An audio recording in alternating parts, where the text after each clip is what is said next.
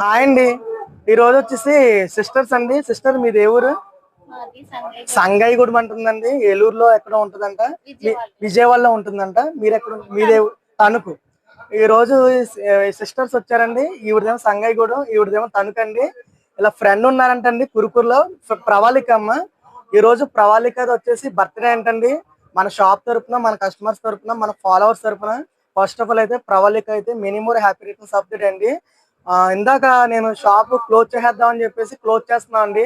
ఈ లోపల ప్రవళిక వాళ్ళ బ్రదర్ గుణశేఖర్ అయితే ఇక్కడ ఉన్నాడండి. వీడియో దిగట్లేదు.